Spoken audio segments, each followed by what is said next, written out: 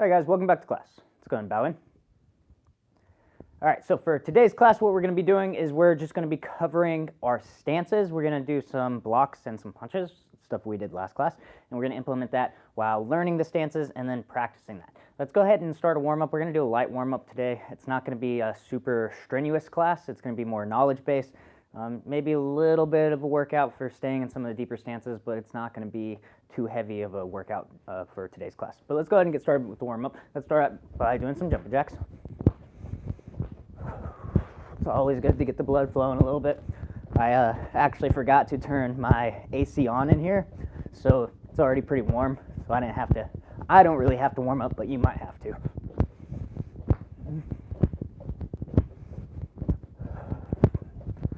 Keep going.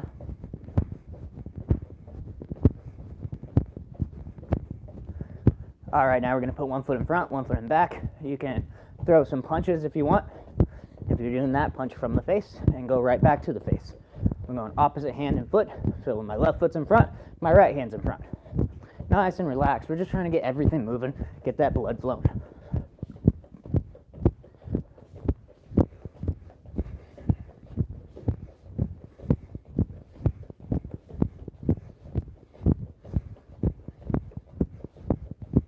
All right, we're going to jog in place and go high knees.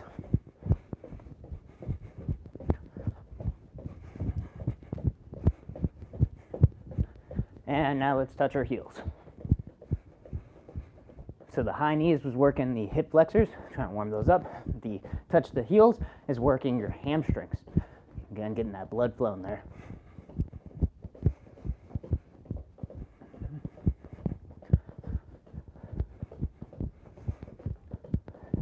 And just for fun, let's go ahead and do 3 down ups. So down and up. It's not a burpee, just down and up. Again, just trying to get that blood flowing a little bit. All right, let's go ahead, turn our head from one side to the other side, circle it around, circle the other direction, big arm circles forward, big arm circles backwards,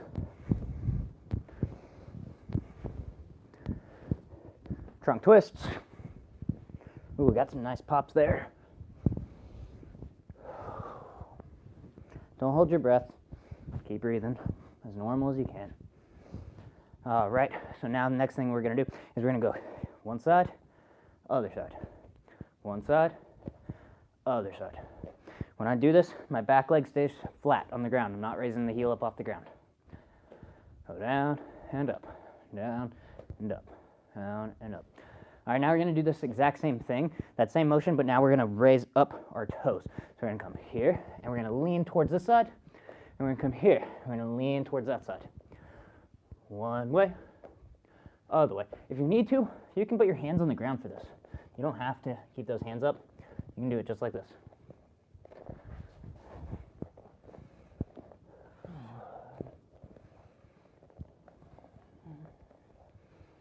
All right, now we're going to raise that back heel up, and we're going to drop down a few times. And we're going to do the same thing on the other side. Drop down a few times.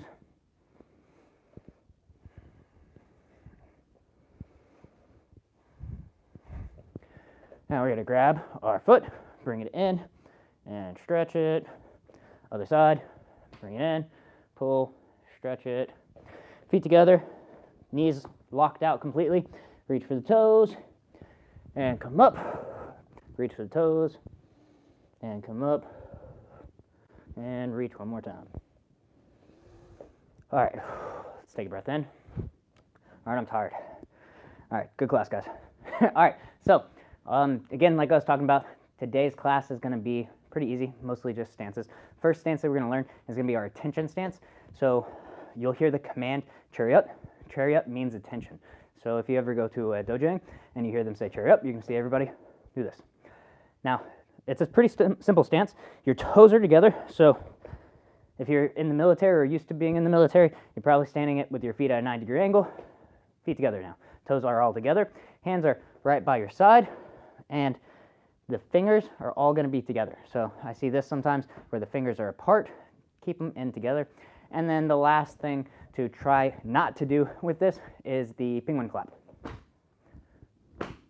I see that a lot. There's no need for that slapping sound.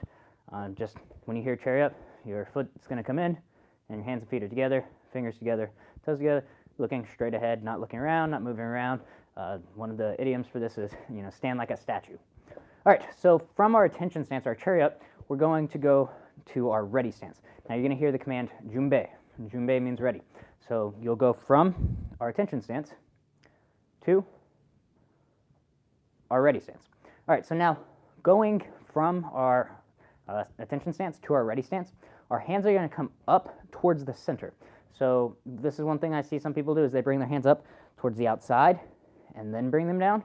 The hands come up from the center and then they drop down. We don't really raise our elbows up when we do this. We're going to come here, hands come up, my elbows are still pointed down, and then I will drop it down. Now, the hands are going to be one fist apart from each other, right? So there's going to be one of my own fist length in between, and then there's going to be one fist from the knot in my belt to how far my hands are out. So here, this hand is out here, and there's one fist from the knot in my belt out. But now there should be that empty space, the fist here, so you should be able to really put two fists right here, and then put your hands on the outside. Now, what that means is we're not doing this where our elbows are straight. See how much lower? I want my hands at the height of the knot in my belt. So it's level with that. I'm not going to have it down here way below the knot in my belt.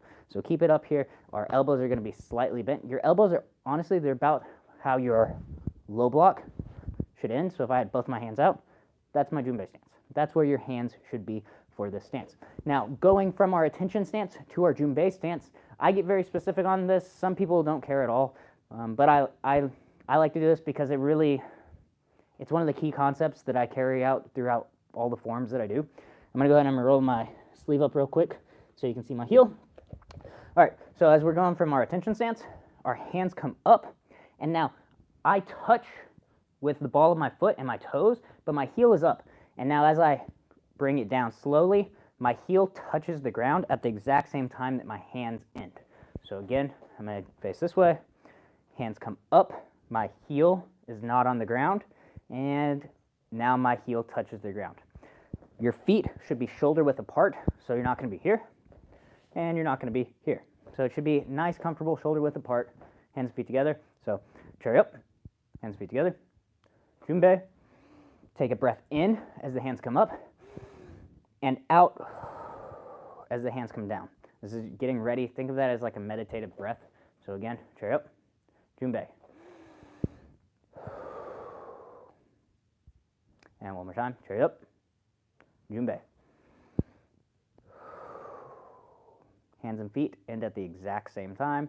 Eyes are forward, nice and relaxed. All right, so that was our attention stance and our ready stance. The next stance that I'm going to go over is going to be our sparring stance. So with our sparring stance, this is specific for Taekwondo sparring, all right? If you're doing a different style, you're going to have a different stance most likely.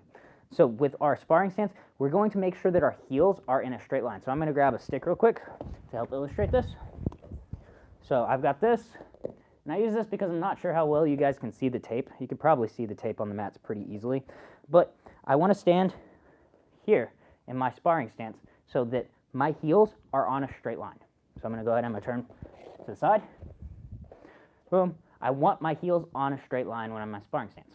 The reason I want my heels in a straight line on the sparring stance is so that I can kick in a forward direction and a backwards direction just as easy. If I'm standing here where they're not in a straight line, kicking in a backwards direction like that is a lot more work. Whether it's a back kick, whip kick, doesn't matter. Any sort of a back spinning kick is going to be a lot more work, and I'm going to have to either start it with a step, which is most likely, or I'm going to have to time it when my opponent goes off to the side. Now there's good things for that, but we want to just make it easy for ourselves and be able to kick in a forward direction or be able to kick in a backwards rear direction with ease. And we can do that much easier if our feet or if our heels are on the same line whenever we're doing this. Now, when our weight distribution on this should be 50-50. So I don't want this, which is kind of like a back stance, where I have more weight on my back leg, and I don't want this, all right? So one of the reasons we don't want more weight on either leg is because it's going to show what leg is easier to kick. So if you see an opponent, right, and they're standing here like this, that means they're going to be able to lift that front leg up with ease. Most of their weight's already on that back leg, so that front leg's light, and they can just lift it up for a quick kick, for a counter, whatever they're doing. Maybe they stuff your kick, whatever, all right? So if they have their weight back, they kick with the front leg easier. Now, that's not saying they can't shift their weight, but if they shift their weight, then you see that the weight shifts. Now, if they're here, that back leg is the easier one to kick. Now, most of the time, you're not going to see this, though, where people have the weight on the front leg. Majority of the time, if they have a weight on one leg more than the other, it's going to be on the back leg, just from what I've noticed. Now, the hands, the way I like to do it is hands, the front hand up, and the other hand across the chest. Now, you will see, and I even do this sometimes, when you start to get tired, the hands go down. Now, some people turn this kind of in, and they'll use that as they're kicking or as they're sparring to defend, right? So they can use this arm kind of like a low block, keeping it in, because the way that Taekwondo sparring is now is we have the socks, the electronic socks, that register whenever they've touched the Hogu. So if my hand's here, they can't touch it because I'm closing it off. Now they can't score. And the backhand is usually the one that's going to be protecting the head, while this one is usually protecting down into the trunk section. Again, I kind of like it here because I'd rather be able to throw some punches other than being completely tied up. But that's going to be kind of a personal preference, however you like to do that. Again, specific for Taekwondo sparring. So our sparring stance looks like this. This foot, make sure it's 90 degrees, or it can be slightly angled forward. Try not to angle it backwards. If you angle it backwards, you're probably showing that you're about to do a back kick. Whenever my toes go backwards, I'm probably about to do a back kick. Or it's going to just slow down any sort of a front or forward type kick, whether it's a front kick or a roundhouse kick, because I'm not able to use my calf anymore. So when I push off this way, I really can't push off with my calf like I would here. I can use my calf muscle to extend at my ankle to push forward. If it's pointed outwards, my calf more will extend that way, so I'm not going to really use that calf anymore. So I'm taking out a muscle group, which just makes for weaker kicks. So that's one thing we want to avoid. All right, so that was our sparring stance. The next thing is going to be our fighting stance. Now, our fighting stance is going to be different than our sparring stance because our sparring stance is for Taekwondo sparring specifically. Our fighting stance is going to be, take a guess, it's for fighting. All right? What that means is most people, when they fight, they punch, right? They punch. So our hands are going to be up higher, and we're going to be in a more squared stance. See how the knot in my belt now is facing towards the front? When I was in my Taekwondo sparring stance, it was about 45 degrees offset. Now it's going to be facing towards the front. Now, as you can see, my heels are no longer on a straight line. That's something that I want. I don't want my heels on a straight line for a back stance. I want to think of a railroad track, and I have one foot on each one. I'll even do another stick so you guys can see it even better. So I got two sticks here. My foot's out here, my foot's out here. Or if I want to bring it in just slightly, here, right on my heels. And this is going to be my fighting stance. Now, my fighting stance is, again, squared forward. The reason for that is so I can throw punches a lot easier. If I'm here, I'm not going to be able to throw that cross very easily. I want this foot up, and now I want my feet, so sparring stance, I want my feet closer this way as I do that. That's going to help when I do that cross to be able to push my hip and my shoulder all the way towards the front. That helps for that power generation and for the reach. Again, if I'm here and I try to do that cross versus if I'm here, I just got 6 inches, right? So keep that in mind. It's going to be a lot more advantageous for our punches. We're also going to keep our hands up higher. So our hands should be about at your eyebrows to kind of your mouth, right? Most of the time they should be relaxing around your cheekbones. So what I like to say for people to do is put your elbows in and relax your shoulders so that your elbows are on your chest, right? I see this a lot where the elbows are out. If the elbows are out like this, you're using your deltoids, your shoulder muscles, to hold up your arms, and this is what's going to happen after about 30 seconds of your fight.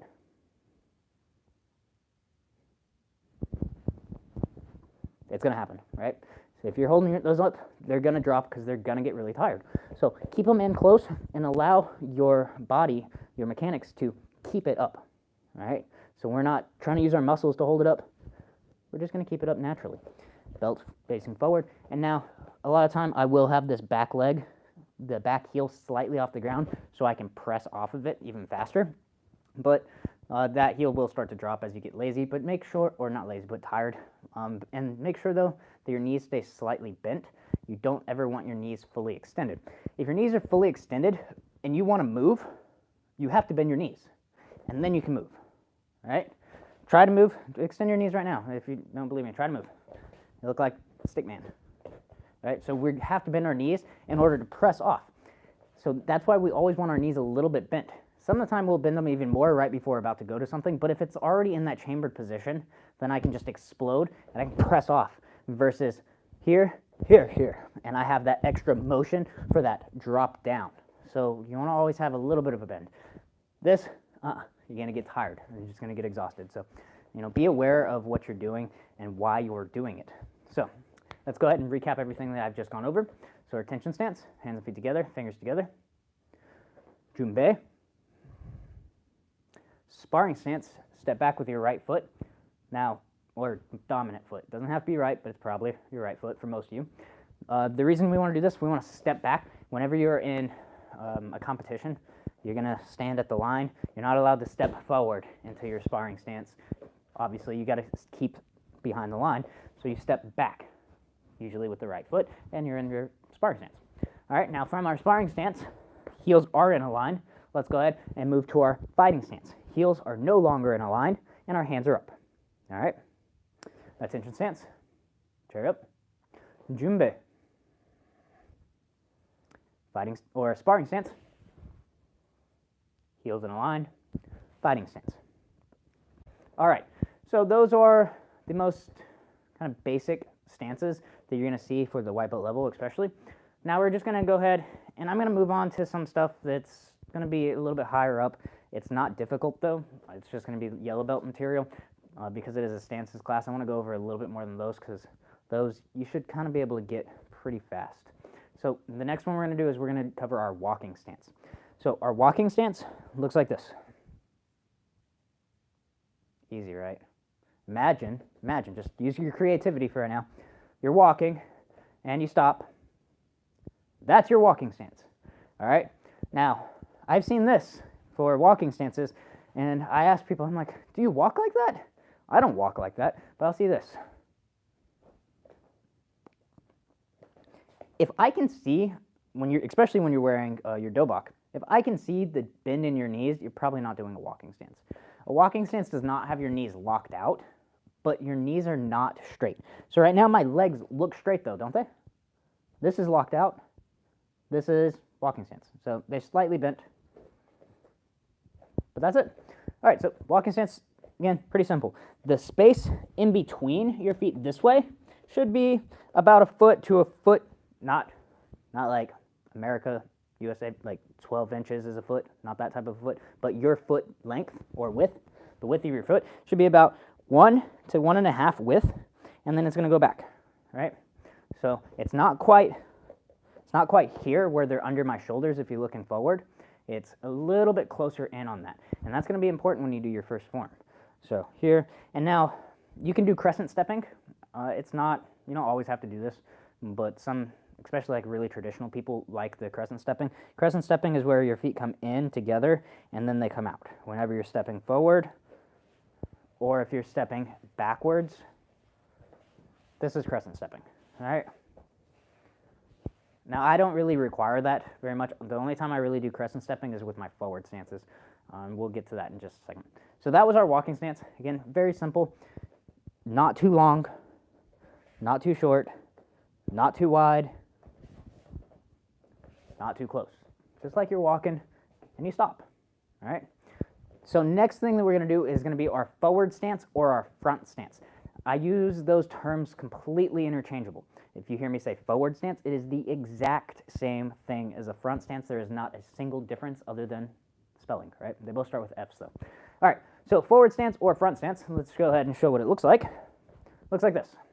All right, so this is a deeper stance. I'm going to, all right, so I'm just going to say a bunch of angles, right? So these are angles that I'm going to be looking for. I want about 120-degree angle at your knee. Now let's go ahead and roll that back down.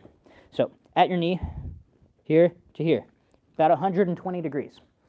At your ankle, 90 degrees, which means that your knee should be directly over your ankle. When you're looking at it, you should just barely be able to see the tip of your toes just based off the angle that you're looking at. But if I can't see the tips of my toes at all, that means my knee is probably over the top of my toes like it is right now, and that is not a correct forward stance. So our knee should be directly over our toes. The angle at our ankle should be 90 degrees. All right, now our hips are going to be squared forward. What that means is that the knot in your belt faces towards the front. It doesn't face 45 degrees, definitely does not face 90 degrees, or I can't even do that. All right, so that's how that's going to be. The back leg here, completely locked out. So that back knee is 100% straight, and it needs to be straight. It cannot be like this. All right, that is not a forward stance. This is a forward stance.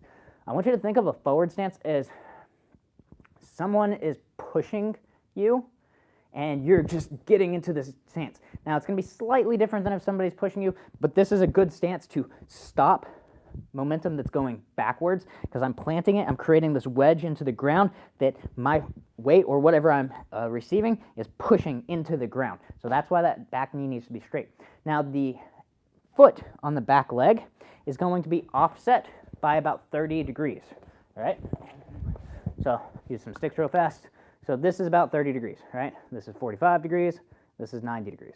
45, 30. So it's not quite 45, but it's definitely not pointed forward. So I don't want this where that is pointed forward. In fact, most of you can't do this, right? This requires a good amount of ankle flexibility that a lot of people just don't naturally have. So we turn it, and that will alleviate a lot of that tension in your calf. So again, it's going to turn 30 degrees, pointing towards the outside. Back knee is locked out. And now notice how my feet, again, are not on a straight line. I'm not doing this. This is not a forward stance. If somebody push me, I'm just going to fall, and that's about where it should be. All right. Now, it's supposed to actually be a lot closer than that, depending on what you're doing it for. The way I will always teach it is wider, because I'd rather have a better base than this. I have seen some people teach it this way, where, again, that, like I was talking about before, that one of your own feet width. I've seen that, but that's not the way I like to teach it. I like to teach it so you can actually use this and have a good base. All right, so that's what the forward stance looks like. Back knee is straight, front knee is bent, knee directly over your ankle. All right, so let's go ahead and I'm going to backtrack just a little bit. I'm going to do the walking stance, and I'm going to show you the first 4 movements of TKD Iljong. So TKD Iljong is the form that you need to learn in order to receive your yellow belt. I'm going to show you the first 4 movements. It's actually pretty simple. Chirrup, Junbei. All right, you guys remember low block from last class? We're going to start off with our left hand on top for our low block. Now we're going to turn, and the way I like to do this is I step with my foot, I keep my heel up, and then I drop my heel down when I finish my low block. Again, here. That's the first movement. All right, let's go back. Chirrup, Junbei. Left hand's on top. Turn, look, point your other arm slightly forward. Don't just start the block here. Point the arm, low block. Now we're going to raise this one up so it's right at our chest level, and we're going to step with our right leg, and we're going to right punch. Now, from here, we're going to do the exact same thing on the other side. So now our right hand goes on top, our right foot steps back and slightly across. So from this angle, what that looks like is here. Here. So I step back and slightly across, and then I turn. Notice how this arm points towards the direction that I'm going to do the block. My heel is up, and I drop it down as I do my block. Now again, same thing. We're going to raise this arm up, step forward, punch. Baro. All right, you'll hear that command, baro, which just means return. All right, so you're going to return to your Junbei stance. I know if you speak Korean, I'm probably butchering it all. I apologize. All right, chirrup, Junbei. Left hand on top, look to the left, pivot, block. Raise up, step forward. Again, I touch with my toes or the ball of my foot, and then I drop that heel down, and I end my punch at the same time that my heel plants to the ground. Now the right hand, the one that just punched, goes on top, step back, low block. Raise up, step forward, touch the toes, drop the heel, and punch. All right, let's do this one more time. I'm gonna turn my back to you on this one. So, trip, Junbei. Low block, left, 1. Raise up, step forward, right punch, 2. Right hand on top, turn and look, low block, 3. Raise the right hand up, step, punch with the left, 4.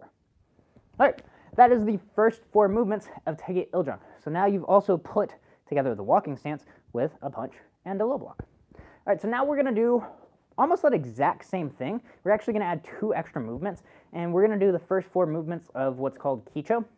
It's not actually a form that I teach in the curriculum. All right, it is. I've seen this one in Taekwondo, and I've also seen this one in karate.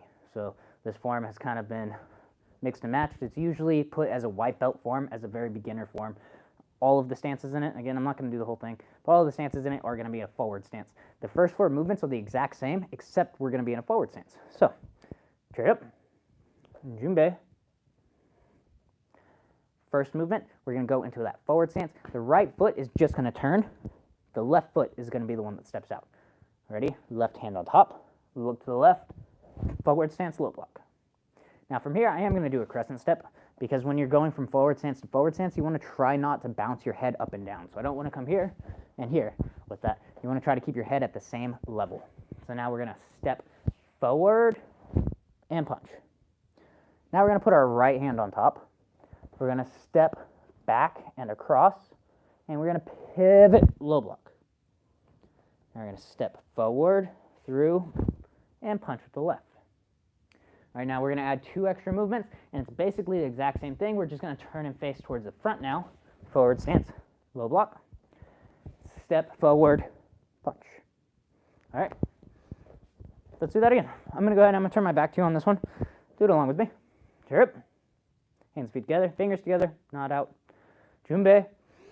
Breathe in and out. Ready?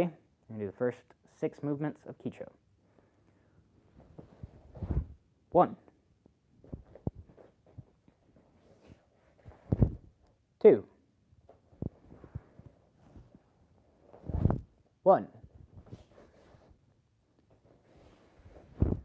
2. Now we're going to put our left hand on top, look to the left, low block. 1, 2. Left leg goes around, bro. Return to Junbei. Let's do that one more time. Chip, Junbei. Look to the left, low block left, forward stance. Check your forward stance real quick. Is your knee over your ankle? Do you have a 90-degree bend in your ankle? Do you have a 120-degree bend in your knee? Is your back knee bent? Shouldn't be. Should be straight. Is your heel on the ground? Should be. And 30 degrees on the back leg. Now let's go ahead and step forward, punch. Now we're going to step back the other way, low block. Raise up, step forward, punch. Now we're going to put our left hand on top. We're going to low block, step forward, punch. And now left leg is going to go all the way around.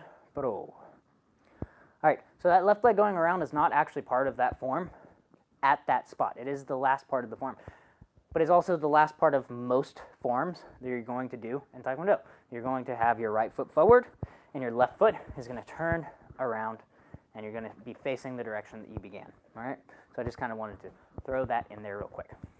All right, so we've covered our attention stance. We've covered our ready stance. We've covered our sparring stance, our fighting stance, our walking stance, and our forward stance. We're going to cover one more stance today. So this one is most people's favorite stance. I'm lying about that. It's called Chuchum Sage. All right, so it's a horseback riding stance. So from here, what we're going to do is we're going to bend our knees. Now, the width of your feet should be about double your shoulder width. right? So I can step 1, 2. That's about double my shoulder width, and then my knees are going to bend.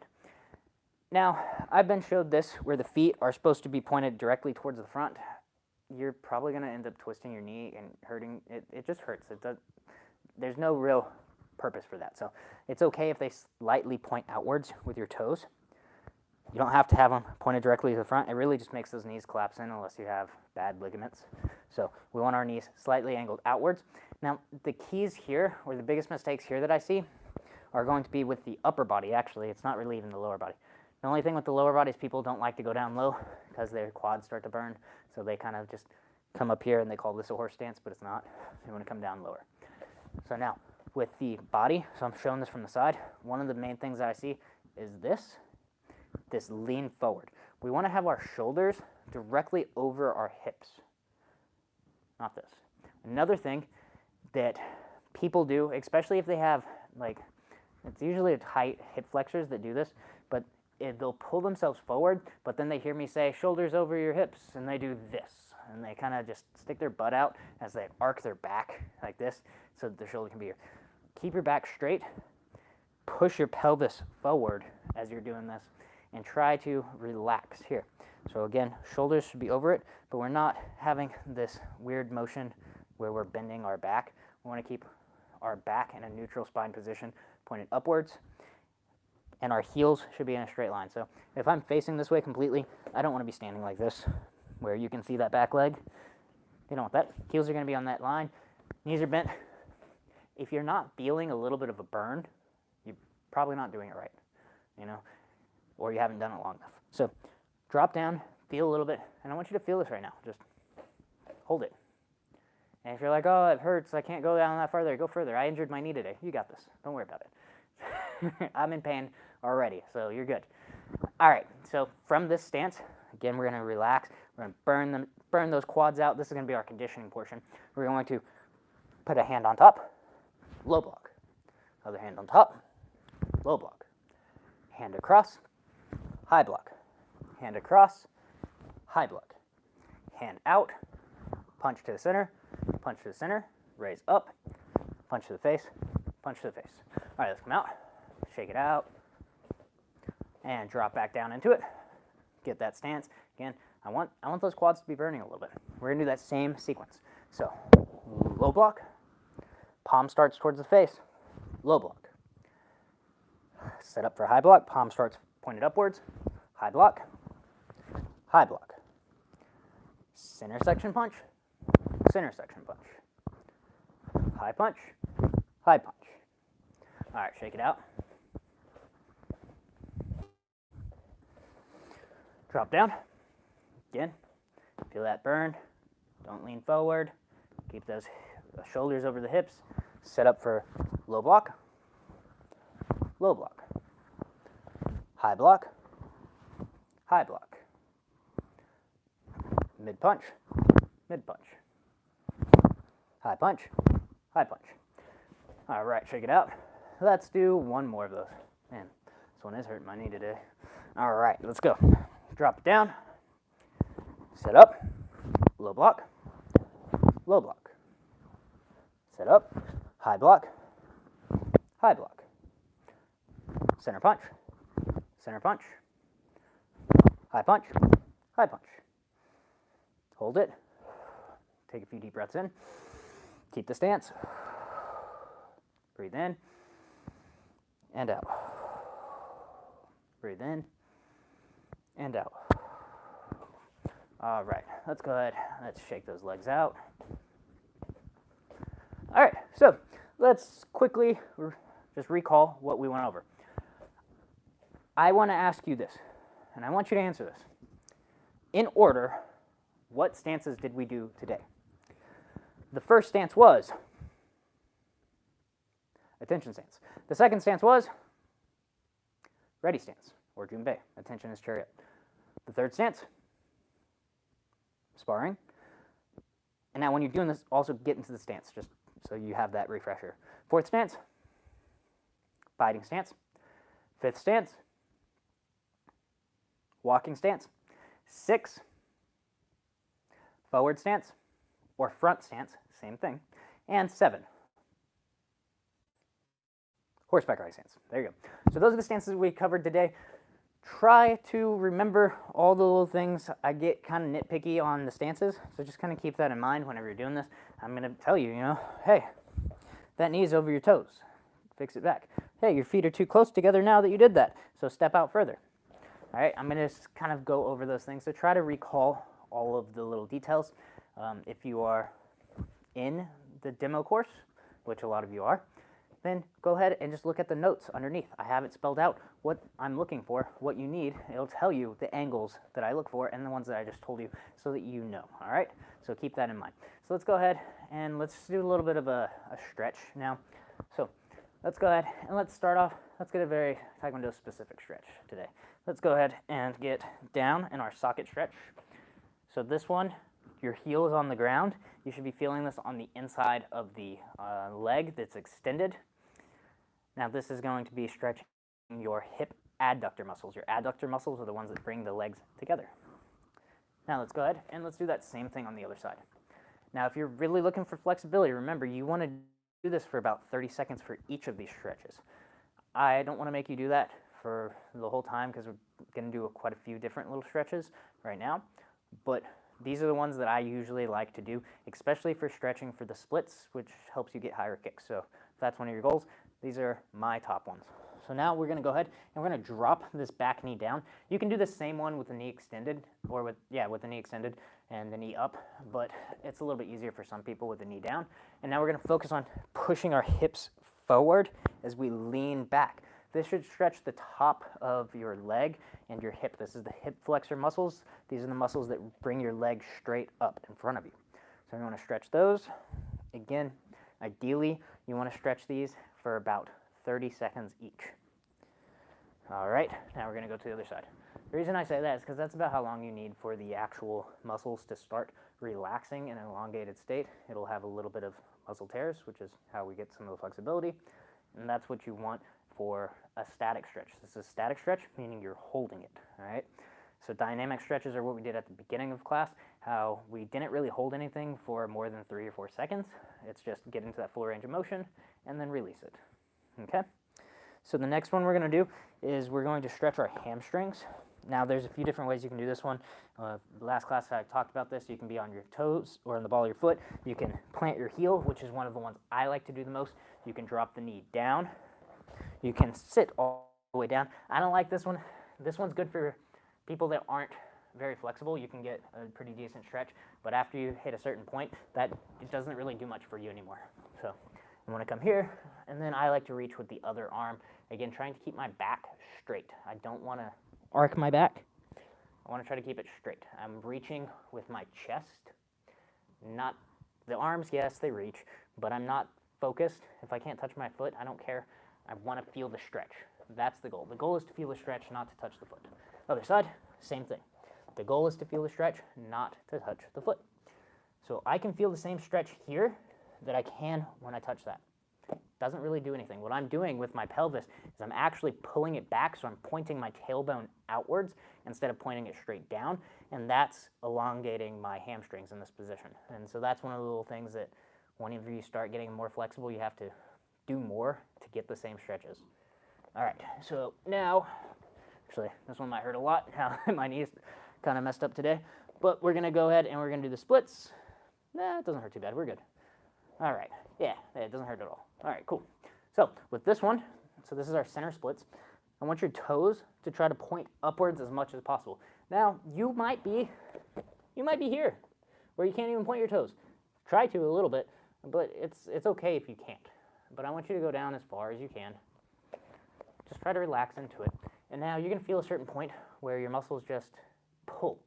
And you're going to be like, I'm trying to stretch it, but it's pulling it. It's one of the muscles, what's a good term? Defense mechanism, I guess, to prevent it from overstretching and ripping all the way. It has a little bit of a tension into it whenever it gets to a certain point. So just get to that point, and then it's going to start to pull, and then relax it. If you can, actually touch where you feel it at. So you might feel it here, or you might feel it here.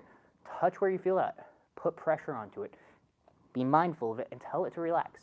It will. It will. If you believe it will. All right, so now we're going to go ahead and we're going to put one hand over and one hand's in the center. Now, if you noticed, I actually came up when I did that, and now I drop back down. That's easier. If you can stay all the way down and pivot like that, great on you.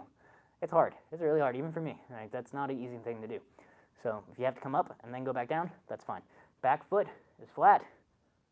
Front foot, toes are up. All right? Let's hold this for a few more seconds. And let's go all the way to the other side.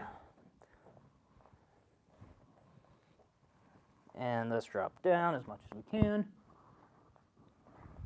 That's my favorite side. Now, when you get to a certain point, I want you to start thinking about how this actually helps your kick. So the stance that I'm in right now is as if I was doing a side kick. Right? I'm turned this way. This is my kicking leg.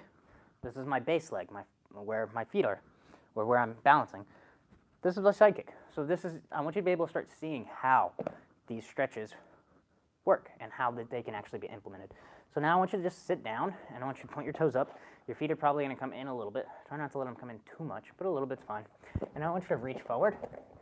And now from here, I want you to just rock from side to side. Just like this.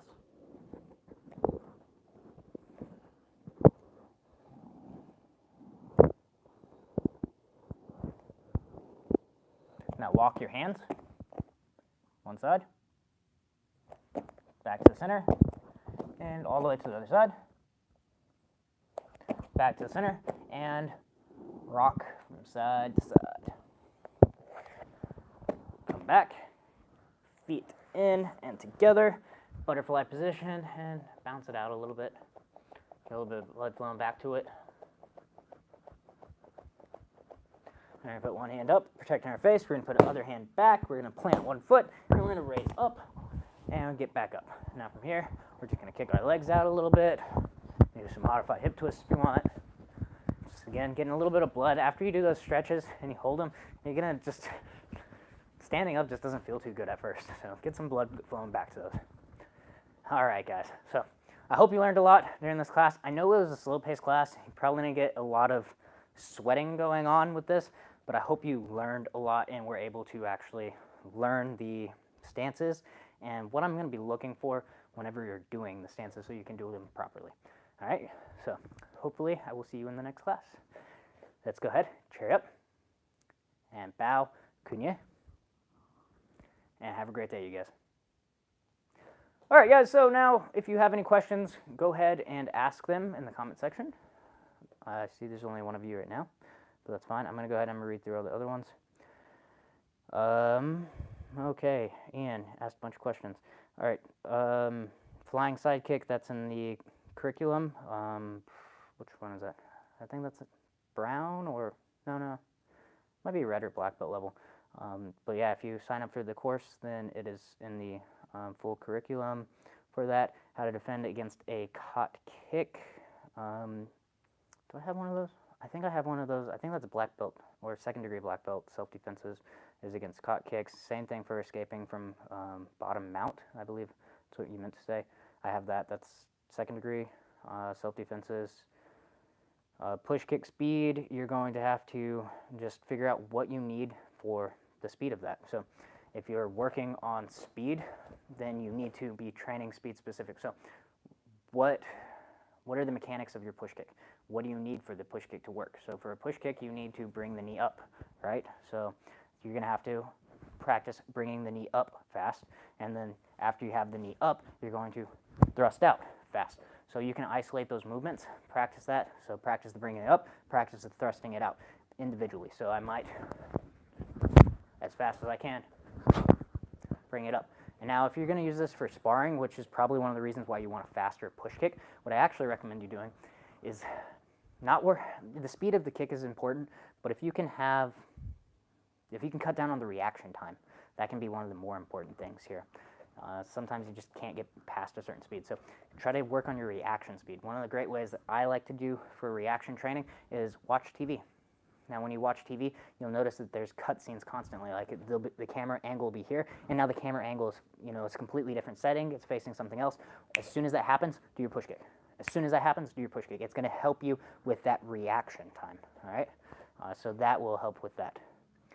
Okay, that's push kick speed.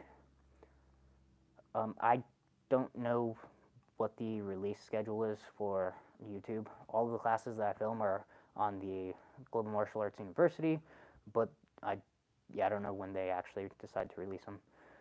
How to improve back kick power, and I don't know how to speak, I think it's Tagalog. I know it's the Filipino language. I don't even know if I said it right though, the Tagalog. How to improve the back kick power. Again, same things. What muscles? So I want to ask you this. Try to answer this. What muscles do you use for a back kick? So if I'm doing a back kick, right? I'm turning. Now, which muscles? All right, so you can practice that speed, but that's not power. You asked for power on this one.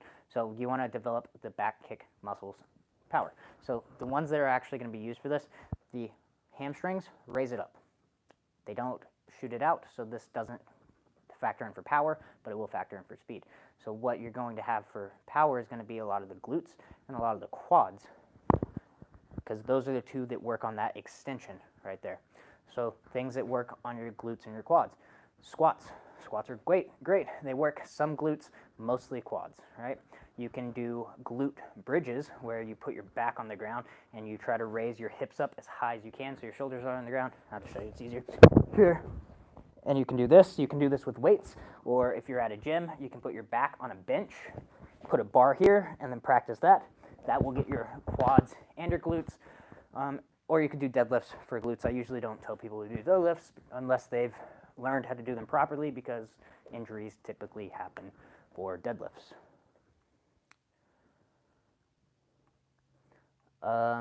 Red and black belt classes to be uploaded. Again, I don't know when they upload them. I'm sure they will eventually, but I'm not sure the schedule.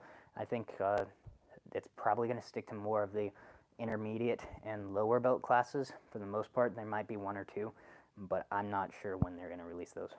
All right. Ian, you got any other questions?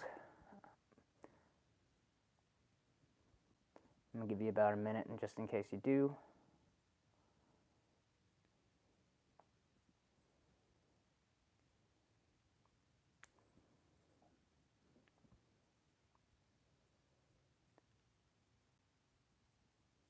All right. I'm going to go with you don't. All right, then, guys. So, hope you enjoyed today's class. One more thing. Yeah, they uploaded brown belt class 4. All right, cool. I didn't even know they uploaded that.